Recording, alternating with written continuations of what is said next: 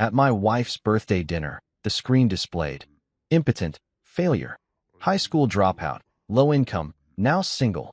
Laughter erupted. My wife grinned. Don't laugh too much. He might cry. My wife's mother sipped her wine. Her father chuckled. Just a joke, right? I took out my phone. Begin. The room went silent. You know that feeling when you're sitting in a room full of people, but you might as well be invisible? That's been my life for the past 5 years. My name is Marcus Grant, and if you saw me walking down the street in Brooklyn, you'd probably forget my face before I even turned the corner. Average height, average build, average everything. Or at least that's what everyone thinks. I work as a general office administrator at a mid-sized accounting firm in downtown Brooklyn. Nothing glamorous about it. I push papers, schedule meetings, make sure the coffee machine's stocked, and keep the office running smooth. Most days, I'm the guy people walk past without a second glance. The invisible man in the khakis and button-down shirt who shows up at 9, eats lunch at his desk, and heads home by 6. My coworkers are decent enough. They'll say morning when they grab their coffee, maybe ask about my weekend if we're stuck in the elevator together.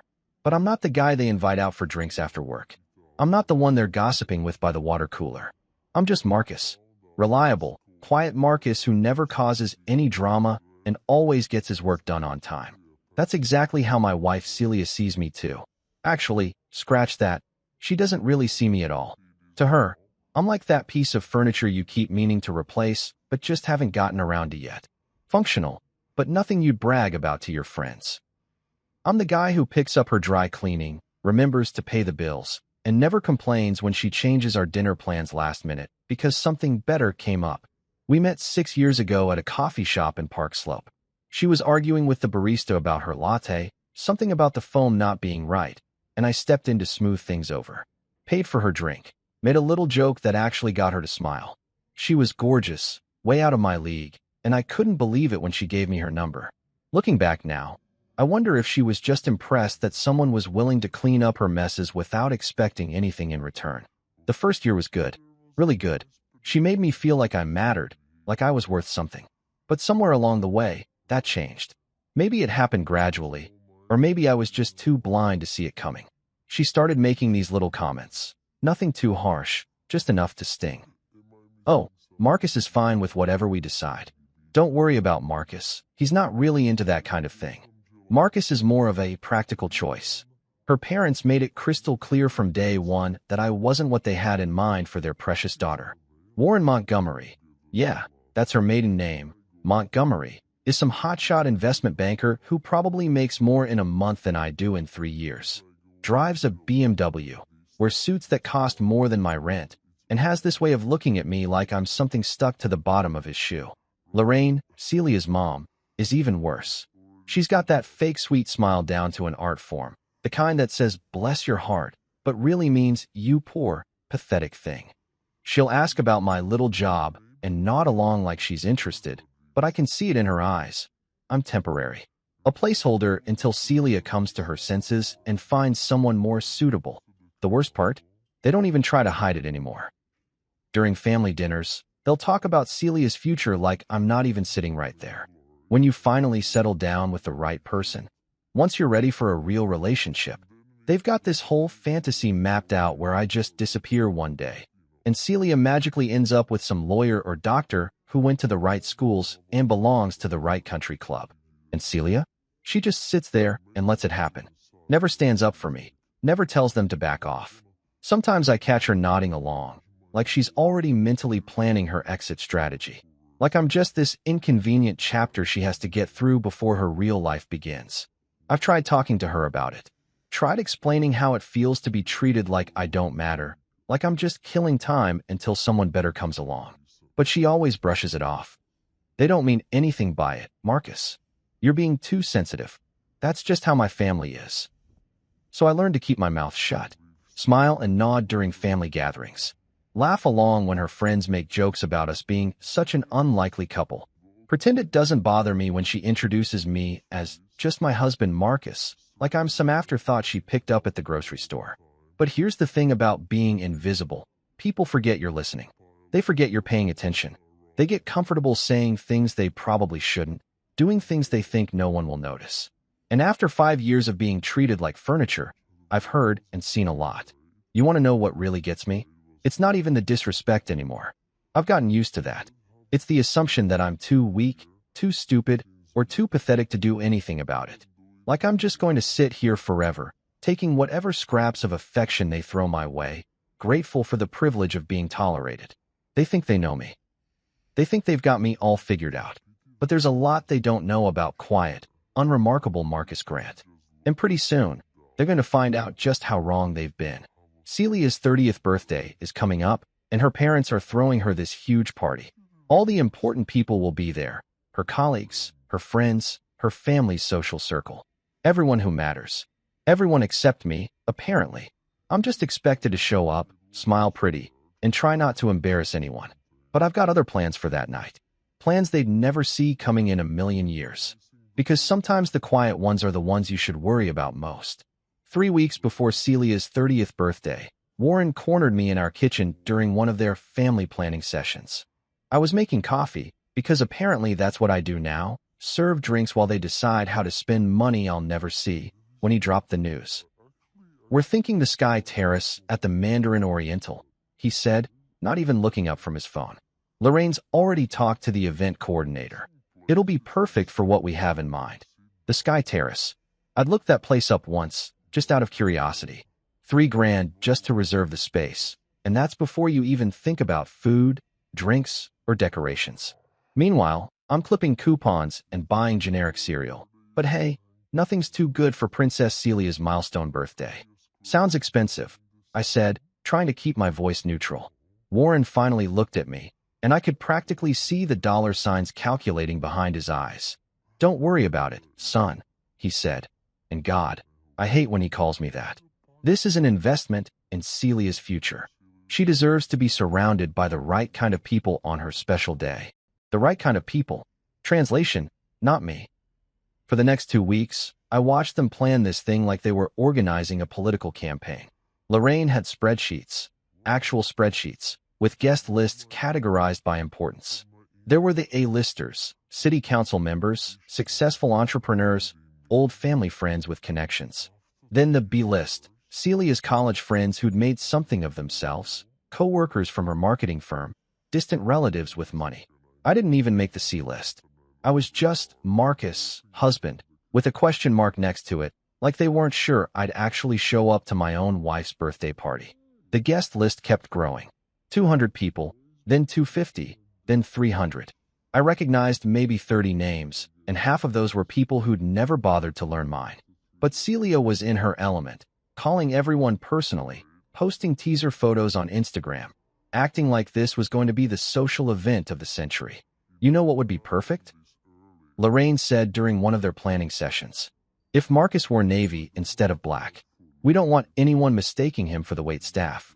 I was sitting right there in my own living room, and she's talking about me like I'm not even present. Celia just nodded along, already scrolling through her phone to find the perfect navy suit for her husband to wear so he wouldn't embarrass her family. Navy it is, I said, forcing a smile. Wouldn't want to cause any confusion. The suit shopping trip was its own special kind of hell. Celia dragged me to 3 different stores in Manhattan, each one more expensive than the last. She kept rejecting perfectly good suits because they weren't quite right or didn't send the right message. Finally, at the 4th store, she found something that met her standards. This is perfect, she said, holding up a navy jacket that probably cost more than my monthly car payment. Very appropriate. Appropriate. There's that word again. Not handsome, not stylish, not impressive. Appropriate. Like I'm a piece of furniture she needs to match the curtains. While she was busy planning the party of the century, I had my own preparations to make. See, Celia had already told me exactly what gift she wanted, a Hermes handbag she'd been subtly hinting about for months. Subtle like a freight train, but whatever. She'd sent me links, pictures, even the exact model number. The Birkin bag in a taupe color, whatever the hell that means. $42,000. For a purse. I spent 3 paychecks on that bag. Had to dip into my emergency fund, the money I'd been secretly saving for. Well, for emergencies. The sales associate at the Hermes store looked at me like I was trying to pay with Monopoly money when I handed over my credit card. But it went through, and I walked out of there with a little orange box that cost more than most people's cars. She's going to love it, the saleswoman said with that practiced smile they reserve for customers who just made questionable financial decisions. Yeah, she probably would love it. For about 5 minutes, until she moved on to the next thing she needed. But I had my reasons for buying it. Reasons that went way beyond making my wife happy on her birthday. The week before the party, the invitations went out. Fancy cardstock with gold lettering, the whole 9 yards. Warren and Lorraine Montgomery request the pleasure of your company. My name was nowhere on those invitations. Not even a mention that this was actually a joint celebration from both families. Just the Montgomerys, throwing a party for their daughter, with her husband as some unnamed plus one. But I didn't come to this party empty-handed. And I'm not just talking about the overpriced purse sitting in my closet. I'd been making my own preparations, setting up my own little surprises for the big night. Because if they wanted to make this birthday memorable, well, I was going to make sure they got exactly what they asked for. The night before the party, I tried one last time. Celia, I said, are you sure about all this? I mean, do we really need such a big production? She looked at me like I'd just suggested canceling Christmas. Marcus, this is important to me, to my family. I need you to understand that. I understand, I said. And I did. I understood perfectly. Tomorrow night, 300 of the right kind of people would gather on that rooftop terrace to celebrate my wife's birthday. They'd eat expensive food, drink top-shelf liquor, and toast to Celia's bright future with someone who isn't me. But they had no idea what kind of show they were really in for. The night of the party, I stood in front of our bedroom mirror adjusting that damn navy tie for the 10th time. The suit fit perfectly. Celia had made sure of that, but I felt like I was wearing a costume. Which, I guess, was exactly the point. Tonight, I was playing the role of the acceptable husband, dressed appropriately so nobody would mistake me for the help. You ready? Celia called from the bathroom, where she'd been getting ready for the past 2 hours. When she finally emerged, I had to admit she looked stunning. The gold dress caught the light just right. Her hair was pulled back in some fancy updo that probably cost more than most people's rent, and her makeup was flawless. She looked like she belonged on a magazine cover. You look beautiful, I said, and I meant it. Whatever else was wrong between us, she was still gorgeous. She barely glanced at me. Thanks. You look fine. Fine. Not good. Not handsome. Not even decent. Fine. Like I'd successfully managed not to embarrass her, which was apparently the highest compliment I could hope for. The ride to Manhattan was quiet. Celia spent the whole time checking her phone, responding to messages from people who were already at the party. I stared out the window at the city lights, that familiar knot in my stomach getting tighter with every mile. The Sky Terrace was everything Warren had promised and more. Floor-to-ceiling windows wrapped around the space, giving a panoramic view of the Manhattan skyline. The decor screamed money. White orchids everywhere, crystal chandeliers, tables set with china that probably cost more per plate than I made in a day. And the people. Jesus, the people.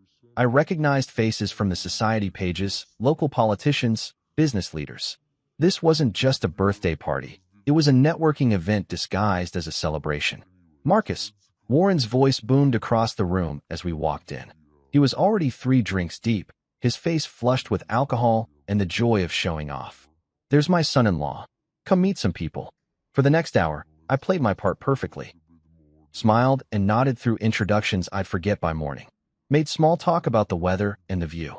Laughed at jokes that weren't funny. And the whole time, I could feel the curious stares, hear the whispered conversations behind me. That's Celia's husband. What does he do again? Something with paperwork, I think. Sweet girl, she could do so much better. By 9 o'clock, the champagne was flowing freely and the crowd was properly warmed up. That's when Warren clinked his glass and called for attention. Ladies and gentlemen, he announced, his voice carrying easily across the terrace.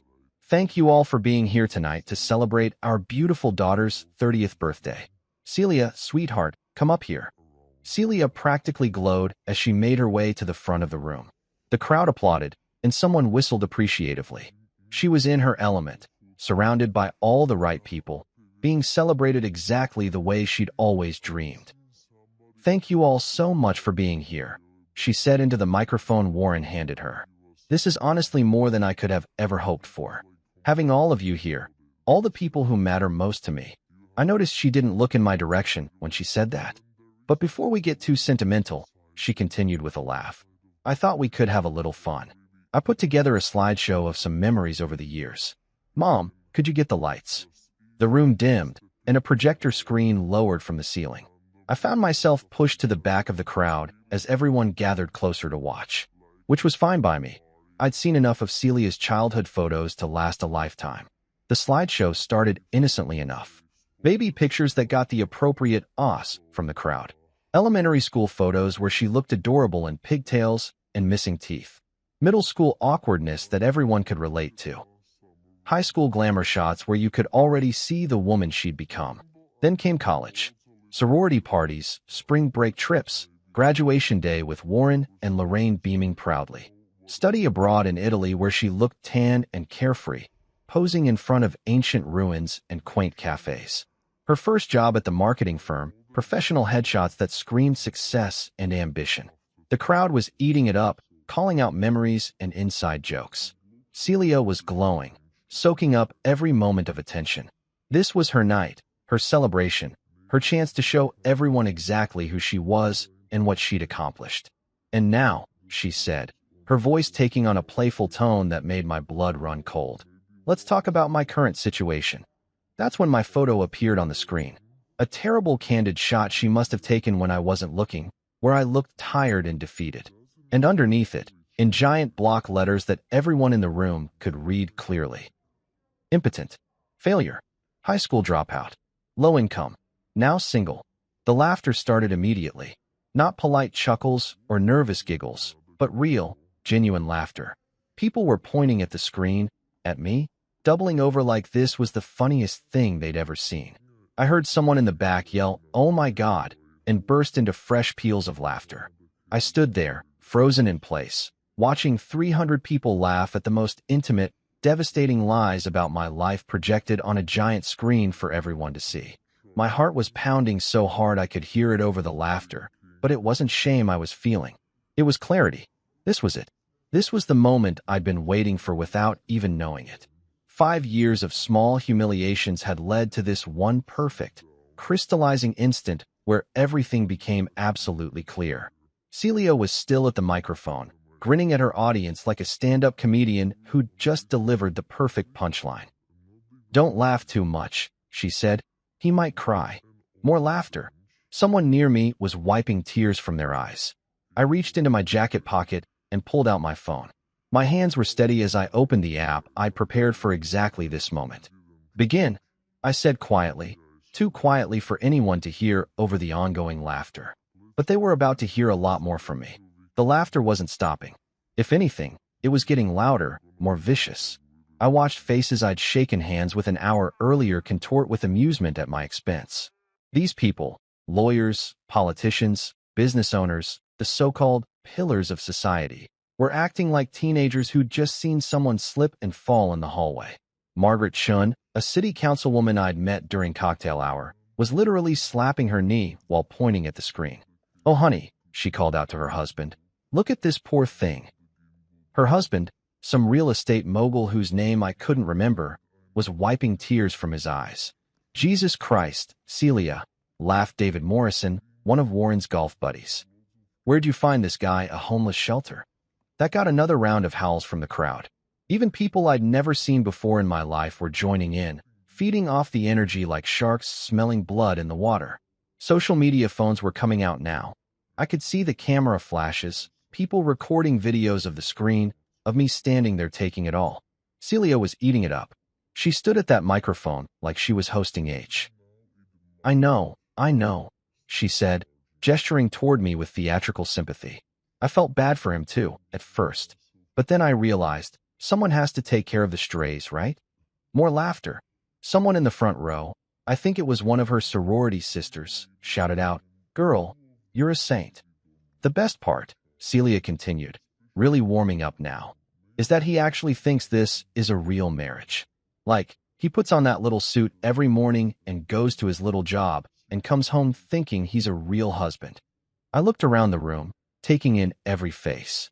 The cruel delight in their expressions. The way they were looking at me like I was some kind of exotic animal in a zoo. These were supposed to be educated people, cultured people, the kind who donated to charity and went to opera galas and prided themselves on their sophistication. But put them in a pack, give them a target, and they turned into something else entirely. Warren was standing near the bar, scotch in hand, chuckling along with his buddies. Poor bastard, I heard him say to the man next to him. Probably doesn't even realize he's the help. Lorraine hadn't moved from her table, but she was smiling that cold smile of hers, sipping her wine like she was watching her favorite movie. Every so often she'd lean over to whisper something to the woman beside her, and they'd both glance at me and laugh. "Marcus, sweetie," Celia called out from the microphone, like she was addressing a child who'd wandered into the room by mistake. "Come up here. Don't be shy." The crowd turned to look at me expectantly, hundreds of eyes waiting to see what the pathetic husband would do next. Would I cry? Would I run? Would I just stand there and take it like the weakling they all thought I was? A few people started clapping, but it wasn't encouraging applause. It was the kind of slow, sarcastic clapping you'd give to someone who'd just failed spectacularly at something simple. "Speech. Speech," someone called out, and others picked up the chant. I could feel the weight of every gaze in the room. All these successful, powerful people who'd come here tonight expecting entertainment, and boy, were they getting it. The loser husband, publicly humiliated by his beautiful wife, too pathetic to fight back, too broken to do anything but stand there and take it. My phone felt warm in my hand. 3 taps on the screen, that's all it would take. 3 taps to change everything.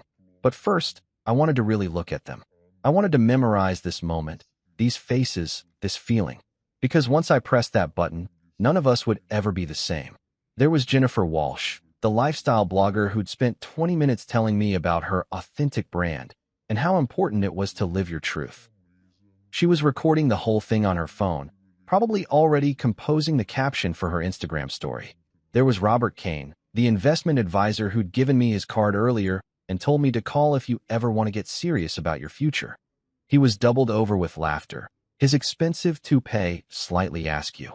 There was Dr. Patricia Vance, the therapist who'd written 3 books about emotional wellness and healthy relationships. She was applauding along with everyone else, as if publicly destroying someone's dignity was just good entertainment. These were Celia's people, her tribe, her chosen family. And this cruelty disguised as humor, this pack mentality, this complete lack of basic human decency. This was who she really was when she thought nobody was watching. Except somebody was watching. Lots of somebodies, actually.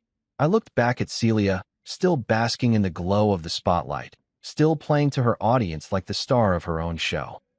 She caught my eye and winked, actually winked, like we were sharing some private joke instead of her systematically destroying what was left of my reputation in front of 300 strangers. That's when I realized something that should have been obvious years ago. I didn't just marry the wrong person. I married someone who genuinely enjoyed causing pain. Someone who got off on having power over others. Someone who saw kindness as weakness and cruelty as entertainment. And that's when I smiled. Not the fake, polite smile I'd been wearing for 5 years, but a real one. Because these people had no idea what they'd just done. They thought they were watching a lamb being led to slaughter. They were about to find out how wrong they were. I lifted my phone, opened the app, and said the word that would change everything. Begin. The first thing that happened was the screen went black. Just for a second, like someone had unplugged something. The laughter died down a bit as people looked around, wondering if there was a technical glitch. Celia tapped the microphone a couple times, that annoyed expression crossing her face that I knew so well. The one she got when things didn't go exactly according to her plan. "Is someone working on this?" she called out, shading her eyes against the spotlights as she looked toward the back of the room where the AV tech was supposed to be stationed. Then the screen flickered back to life. But instead of Celia's humiliating slideshow, there were new words scrolling across in bold white text. Live broadcast, the truth behind the smile. And underneath that, a number that made my heart race with satisfaction. 1,042,312 viewers and counting. The gasps started rippling through the crowd like a wave. People were pulling out their phones, frantically trying to figure out what was happening. I could hear confused murmurs, someone saying, "What the hell is this?" And another voice asking, is this some kind of joke? But it wasn't a joke. This was 5 years of planning finally coming together. The comments section appeared at the bottom of the screen, messages from my YouTube livestream audience scrolling by faster than anyone could read them. But I caught a few. Holy shit, is this really happening, Liv? Marcus, we're with you, brother. These people are about to get wrecked. 1 million viewers in the first minute. This is insane. Celia's face had gone from confused to panicked. She was squinting at the screen, trying to process what she was seeing. The crowd was getting restless now, that pack mentality shifting from cruel amusement to nervous uncertainty. That's when my face appeared on the giant screen behind her. Not the tired, defeated photo she'd used to humiliate me, but a professional headshot from my real work. Clean-shaven, confident, wearing a suit that actually fit properly. And above my image, the title that nobody in this room knew about. Marcus Grant, Real Talk Healing. Licensed Trauma Recovery Coach. Founder, Silent No More Foundation. The silence that followed was deafening. You could have heard a pin drop in that massive space. 300 people, all staring at the screen like they couldn't quite process what they were seeing. What is this? Celia whispered into the microphone, her voice barely audible. She spun around to look at the screen, then back at me, then at the screen again. Marcus, what? Let me explain, I said, and my voice carried perfectly across the room without any microphone at all. 5 years of public speaking experience will do that for you. You see, everyone here tonight thinks they know who Marcus Grant is. The quiet husband, the pushover, the guy who just takes whatever you dish out and says thank you. I started walking toward the front of the room, and the crowd parted in front of me like I was carrying something contagious. People were backing away, drinks forgotten, all eyes fixed on me as if I'd suddenly grown a second head. But here's what you don't know. I continued, my voice steady and calm. Marcus Grant isn't just some office drone who lucked into marrying above his station.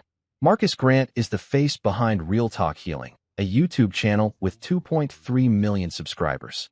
People who've been watching my content for 3 years know me as the guy who helps men and women recognize emotional abuse and find their way out of toxic relationships.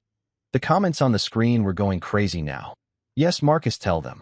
We've been waiting for this moment. Your story helped me leave my abusive ex. This is the best revenge ever. Celia's mouth was hanging open. She looked like someone had just told her that gravity had been canceled. That's not possible, she stammered.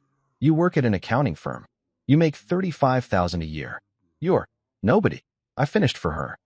Yeah, that's what you thought. That's what I needed you to think. See, when you're documenting abuse for legal purposes, it helps if the abuser feels completely safe. If they think there's no way their victim could ever hurt them back. Warren was pushing through the crowd now, his face red with more than just alcohol. This is ridiculous, he shouted. Security, get this man out of here. But the security guards, all 3 of them, were standing perfectly still, looking more interested in what was happening than in stopping it. That's because I'd had a conversation with their supervisor earlier this week. Amazing what a decent tip and a simple request can accomplish. The beautiful thing about running a channel focused on emotional abuse, I said, addressing the crowd like I was giving a TED Talk, is that you develop a really good eye for recognizing the patterns. The gaslighting, the public humiliation, the systematic destruction of someone's self-worth. More comments were flooding the screen. This is therapeutic to watch. Celia is about to get exposed. Marcus has been playing 4D chess this whole time. I looked directly at Celia, who was still standing frozen at the microphone. You thought you married a loser, I said. Someone so pathetic and broken that you could treat him however you wanted with 0 consequences. But what you actually married was someone who spent 5 years carefully documenting every cruel thing you and your family said and did. The crowd was dead silent now. Even the waitstaff had stopped moving, standing perfectly still with their trays as they watched this unfold. So let me introduce myself properly, I said, spreading my arms wide to address the entire room. My name is Marcus Grant. I hold a master's degree in psychology from Columbia University. I'm a licensed trauma recovery specialist. I've written 2 best-selling books about recognizing and escaping emotional abuse. My nonprofit foundation has helped over 10,000 people leave toxic relationships. And my annual income from speaking engagements, book sales, and online coaching. I paused, letting the tension build. just shy of $500,000. The screen behind me erupted with celebration emojis and fire symbols as my audience realized what was happening. And in that moment, looking at 300 shocked faces staring back at me, I felt something I hadn't experienced in 5 years. Power. The power I felt in that moment was intoxicating, but I wasn't done. Not even close. You see, when you spend 5 years being treated like you're invisible, you pick up a lot of conversations that people think you can't hear. And when you're a trauma recovery specialist who understands the importance of documentation, you make sure those conversations are preserved. Now, I said, pulling my phone out again, I know what some of you are thinking. Maybe this is all just talk. Maybe I'm making this up to save face after being humiliated. So let me share some evidence with you. I tapped my screen, and the audio player interface appeared on the big screen behind me. The timestamp showed a date from 8 months ago. The location data showed our apartment in Brooklyn. This first recording, I announced to the room, was captured during one of Celia's regular phone calls with her mother. I was in the kitchen making dinner, as usual, and they were in the living room having what they thought was a private conversation. I hit play. Celia's voice filled the terrace, crystal clear through the premium sound system Warren had paid extra for. The irony wasn't lost on me. I don't know how much longer I can keep this up, Mom. He's just so pathetic. Like, he actually thinks this is a real marriage. Lorraine's laugh was unmistakable, that cold, brittle sound I'd heard 1,000 times. Oh, sweetheart, you're doing the right thing. Think of it as community service. Someone has to take care of the strays. But seriously, Celia continued, he's just a stepping stone until I find someone better. Someone who actually matters. I mean, can you imagine introducing him to anyone important? Hi, meet Marcus. He files paperwork for a living. The crowd was dead silent now. All those faces that had been laughing 5 minutes ago were frozen, watching Celia like they'd never seen her before. Some people were actually backing away from her, like being associated with this conversation might somehow contaminate them. The worst part, Celia's voice continued from the speakers, is that he's actually grateful. Like, he thanks me for letting him take me to dinner. He thanks me for letting him buy me things. It's honestly disgusting how desperate he is. Well, Lorraine's voice replied, just make sure you don't get pregnant with him. You'd be stuck with that bloodline forever. Can you imagine? Both women laughed on the recording, and the sound echoed through the silent terrace like a gunshot. I looked directly at Celia, who had gone completely white. Her hands were shaking as she gripped the microphone stand. Remember that conversation? I asked her. You were planning our anniversary dinner at the time. I spent 2 weeks saving up to take you to that steakhouse you wanted to try. You thanked me afterward, told me what a wonderful husband I was. The comments on the screen were brutal. Celia is trash. How could anyone be this cruel? This woman is a sociopath. Marcus deserves so much better. But I wasn't finished. I loaded up the second audio file. This one, I said, is from a conversation between Warren and his golf buddies 3 months ago. They were in our living room having drinks while I was supposedly running errands for them. Warren's voice boomed through the speakers, slurred with expensive scotch. The boy's useful, I'll give him that. Picks up dry cleaning, handles all the boring husband duties, never complains about anything. Hell, he even pays for half the household expenses on his little salary. Male laughter in the background. But Jesus Christ, Warren continued. Watching him try to fit in with real men is like watching a chihuahua try to run with wolves. Celia knows she's slumming it. We all know she's slumming it. But hey, better to have a placeholder than be alone, right? Another voice, I recognized it as Robert Kane, the investment advisor, chimed in. How long you think she'll keep him around? Until something better comes along, Warren replied. Could be next month, could be next year. Depends on who she meets. But mark my words, the minute she finds a real man with real money and real prospects, little Marcus is getting his walking papers. More laughter, and then Warren's voice again.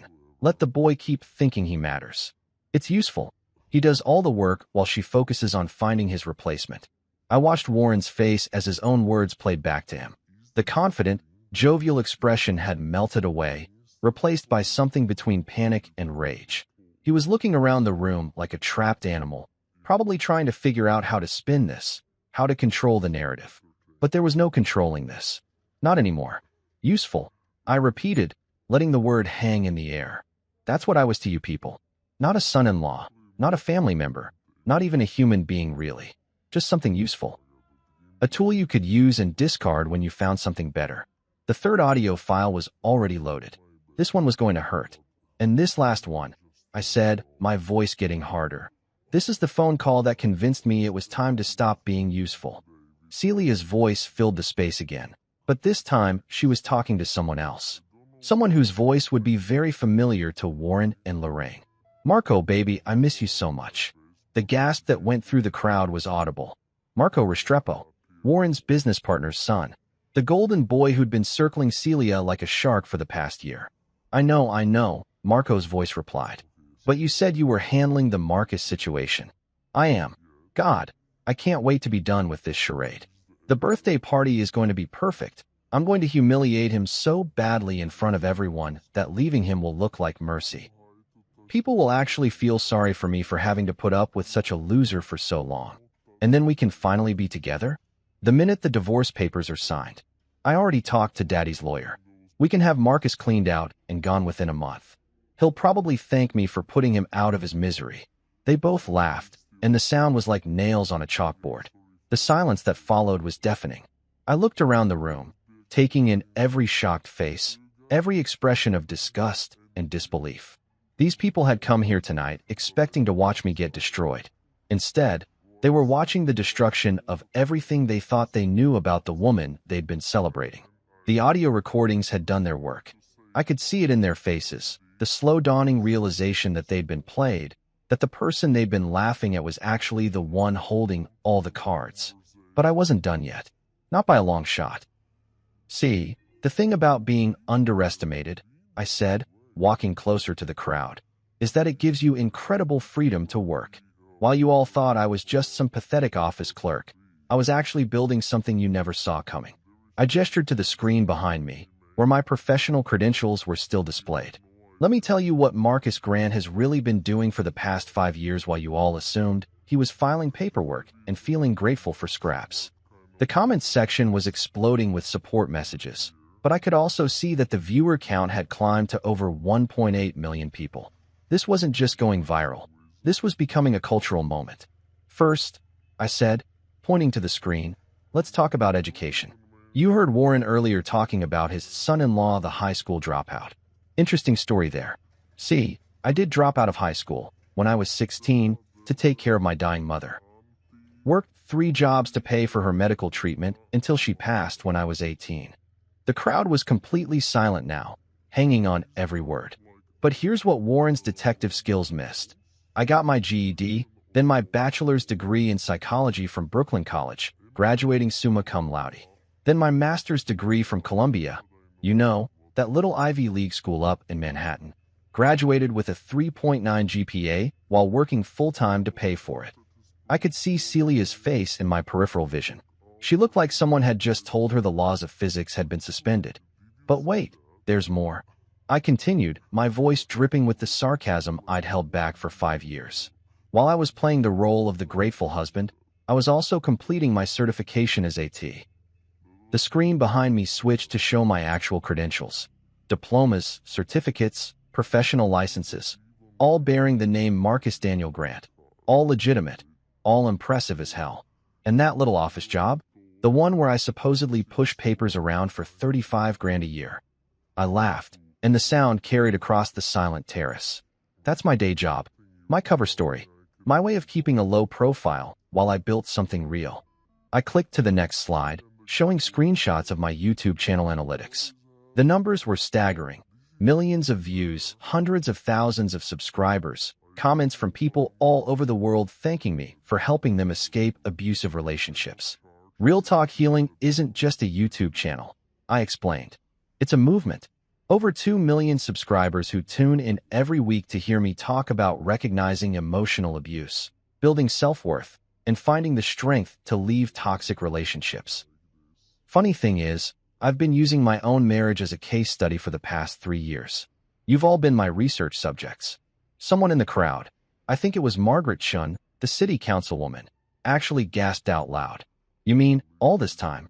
All this time, I've been documenting every cruel comment, every dismissive look, every moment of psychological manipulation. Not just for legal purposes, though that was part of it. But for content, do you have any idea how valuable real-time documentation of emotional abuse is to researchers and therapists? The comments on screen were incredible. Marcus just broke the internet. This man is a genius. Celia played herself so hard. I've been watching his channel for years. This is amazing. My book, I continued, Invisible Wounds, Recognizing Emotional Abuse in Plain Sight, hit the New York Times bestseller list 18 months ago. It's been translated into 12 languages. The follow-up, Breaking the Silence, A Survivor's Guide to Reclaiming Your Voice, came out 6 months ago and debuted at number 3. I looked directly at Warren, whose face had gone from red to a sickly pale color. That advance alone was more than your daughter's entire annual salary, Warren. But please, tell me more about how I don't matter. The screen switched again, showing the Silent No More Foundation's homepage. Photos of support groups, testimonials from survivors, statistics about the people we'd helped. The nonprofit I founded has chapters in 37 states now, I said. We've helped over 10,000 people leave abusive relationships. We provide legal aid, counseling services, temporary housing assistance, and job placement help, all funded by speaking fees that range from $25,000 to $50,000 per event. I could see people in the crowd pulling out their phones, frantically Googling my name, probably trying to verify what I was saying. Good luck with that. I'd been very careful to keep my public persona separate from my married life. Until tonight. And those speaking engagements? I smiled, really enjoying this part. Last month alone, I spoke at Harvard Medical School, the American Psychological Association's annual conference, and a corporate training event for Google. This month, I'm keynoting the International Conference on Domestic Violence Prevention in Geneva. Celia finally found her voice. This is impossible, she whispered into the microphone. You can't. I would have known. Would you? I asked. When exactly would you have found out, Celia? During all those deep, meaningful conversations we had about my hopes and dreams? Oh wait, we never had those, because you never asked. You never cared enough to ask. I gestured around the room. None of you did. You all just assumed that quiet Marcus with his little office job was exactly what he appeared to be. It never occurred to any of you that maybe, just maybe, someone who stays calm under pressure and observes everything might actually be intelligent. The viewer count was approaching 2 million now. This was bigger than anything I'd ever streamed before. So let me introduce some people who actually know who I am, I said, pointing to various spots around the room. Felix Martinez, my technical director, is sitting at table 12. He's the one who set up tonight's broadcast equipment. Wave hello, Felix. A young man in a server's uniform raised his hand and grinned. The crowd turned to stare at him like he was an alien. Leah Thompson, my business manager and the person who actually runs my foundation day-to-day, is over by the bar. She's been serving drinks all night and listening to you people trash talk her boss. A woman in catering attire stepped forward and gave a little mock curtsy. Several people near the bar actually backed away from her. And Jordan Walsh. Yeah, Jennifer, that's your ex-husband, is my attorney. He's been documenting everything that happened here tonight for the inevitable legal proceedings. A man in a perfectly tailored suit stepped out from behind one of the pillars, holding a tablet and stylus. Jennifer Walsh, the lifestyle blogger, looked like she was going to faint. See, the thing about building a platform that helps abuse survivors, I said, is that you learn the importance of having a really, really good support team. I looked back at Celia, who was still frozen at the microphone like a deer in headlights. So tell me, sweetheart, I said, my voice carrying that cold edge I'd never let her hear before. How does it feel to find out you've been married to someone who actually matters? Celia's face had gone through about 15 different emotions in the past 10 minutes, but now she was settling on desperate defiance. She grabbed the microphone with both hands like it was a life preserver, her knuckles white against the black metal. This is all fake, she shouted, her voice cracking with hysteria. He's lying. He's making all of this up because he can't handle being exposed for what he really is. The crowd wasn't buying it anymore. I could see people exchanging glances, pulling up my website on their phones, probably finding my professional profiles that had been hidden in plain sight for years. The spell was broken, and they were starting to see her the way I'd seen her all along. Felix, I called out calmly, would you mind playing that last recording? The one from 2 days ago. Felix nodded from his position at table 12, and I heard him tap something on his phone. The screen behind Celia lit up with another audio interface, this one showing a timestamp from just 48 hours earlier. "This is a phone conversation between my wife and Marco Restrepo," I announced to the room. "Recorded 2 nights ago while I was supposedly working late at the office." Celia's eyes went wide with panic. "No, don't. Marcus, please." But it was too late. Her voice filled the terrace again, sultry and intimate in a way she'd never spoken to me. "Marco, baby, I can't wait for this to be over. The birthday party is going to be perfect.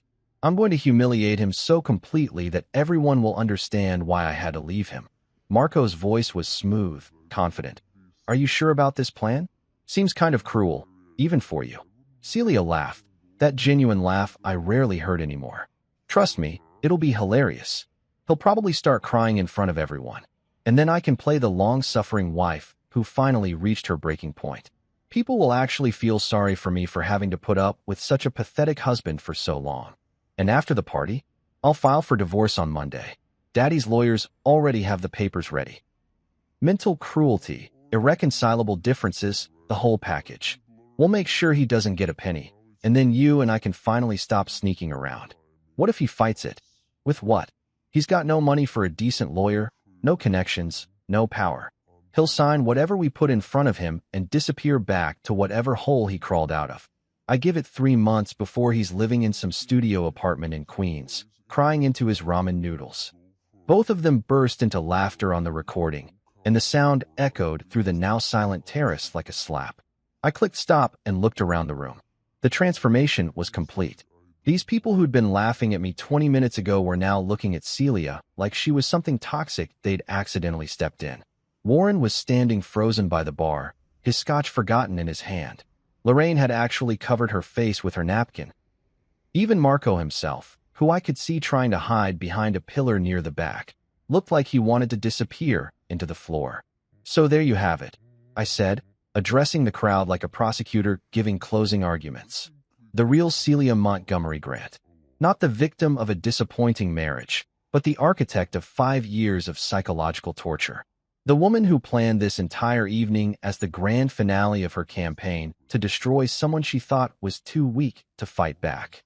I pulled one more item from my jacket pocket, a manila envelope that had been delivered to my office that morning. "Which brings me to this," I said, holding up the envelope. "Divorce papers, filed this morning. Signed, sealed, and served, along with a restraining order and a lawsuit for intentional infliction of emotional distress." Celia's legs actually gave out.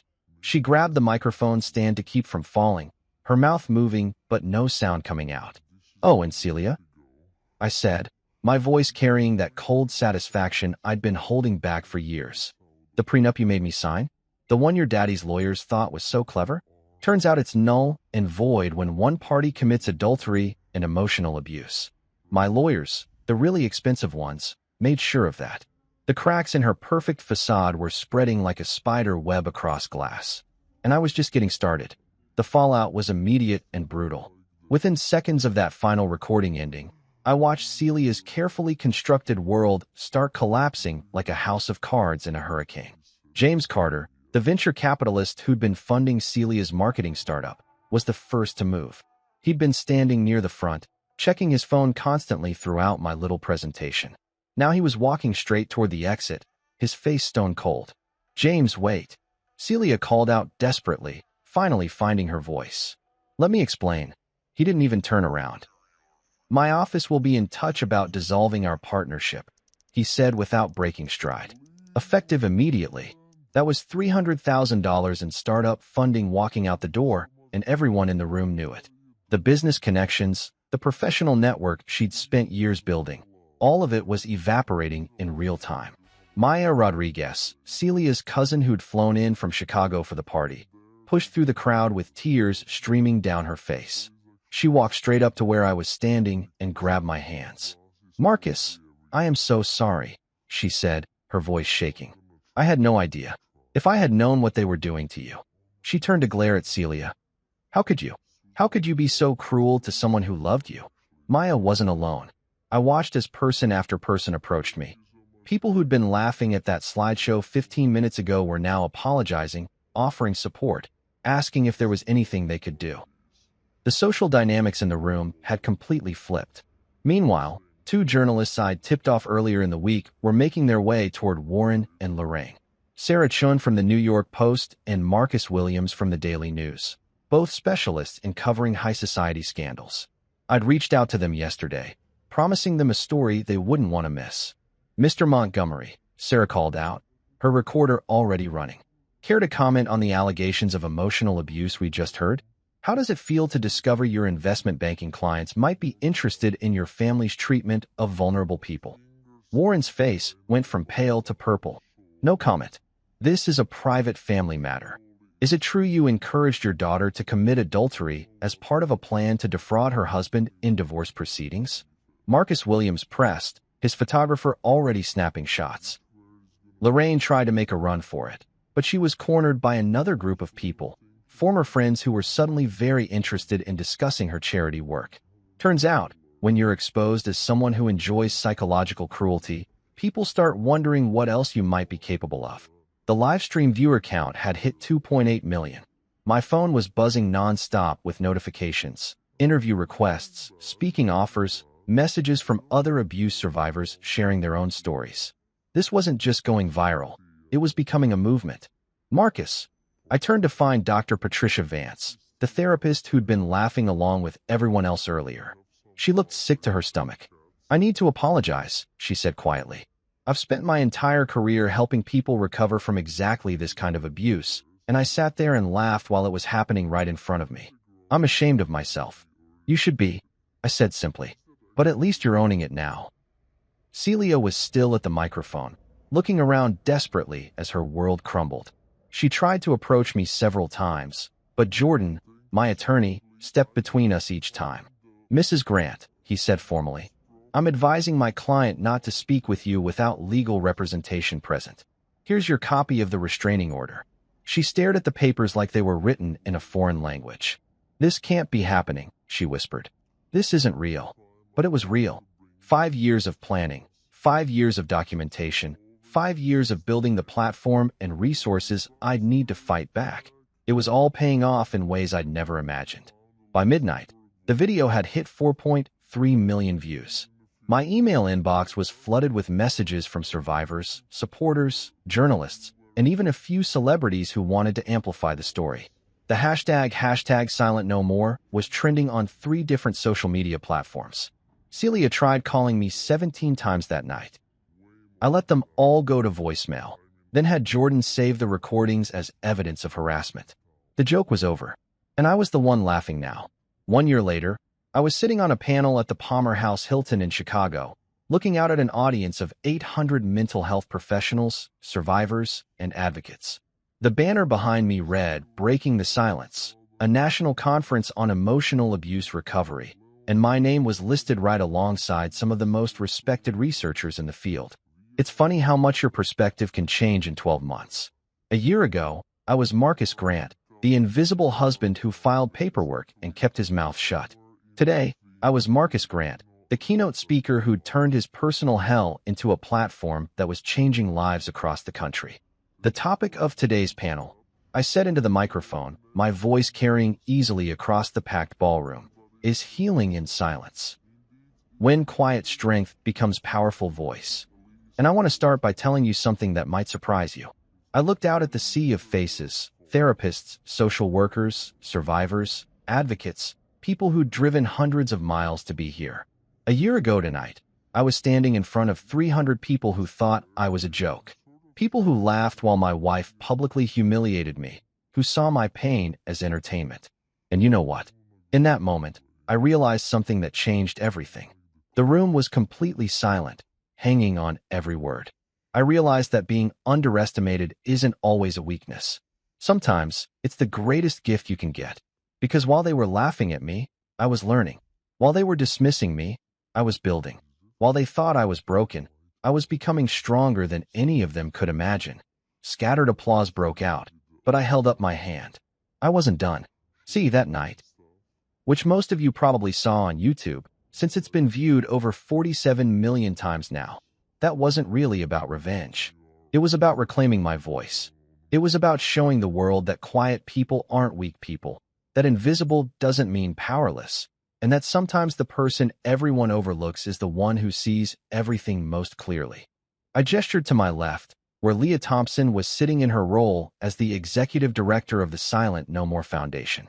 She'd quit her old job 6 months ago to work with me full-time, and together we built something neither of us could have imagined. Leah, tell them about the numbers. She leaned forward to her microphone, grinning. In the past year, we've opened chapters in all 50 states. We've helped over 50,000 people leave abusive relationships. Our hotline takes more than 2,000 calls a week. And Marcus's books, both the original and the follow-up, have been translated into 23 languages and have sold over 2 million copies worldwide. The applause was louder this time, but I could see people in the audience wiping their eyes. These weren't just statistics to them. These were lives changed, people saved, voices finally heard. But here's what I'm most proud of, I continued, pulling up a slide on the screen behind me. It showed a photo from our most recent support group meeting. Dozens of people, all survivors of emotional abuse, all learning to rebuild their lives and reclaim their power. Every week, we get messages from people who watched that video and recognized themselves in my story. People who realized they weren't crazy, they weren't overreacting, they weren't alone. And they found the courage to say the word that changed my life, that started this whole journey. I paused, looking out at all those faces, thinking about how far I'd come from that night on the terrace when everything seemed hopeless. Begin, I said simply. That's all it takes. One word, one decision, one moment when you stop being silent and start being heard. Behind me, the giant screen displayed the same words I'd spoken softly into my phone that night, but now they meant something different. Not destruction, but creation. Not ending, but beginning. I used to be the joke, I said, my voice strong and clear. The punchline in someone else's story. The guy everyone felt sorry for, if they bothered to notice me at all. I stood up, spreading my arms to encompass the entire room. Now I'm the voice, the platform, the proof that no matter how small they try to make you feel, no matter how invisible they think you are, you have power, you have worth, and you have something they can never take away from you. I smiled, feeling that same clarity I'd felt a year ago, but this time it was warm instead of cold, healing instead of harsh. You have your story, and when you're ready, when you find the courage to stop being silent, that story can change everything. The standing ovation went on for 5 minutes. But more importantly, I could see it in their eyes, that spark of recognition, that moment of understanding. The silent were finding their voices, and I wasn't alone anymore.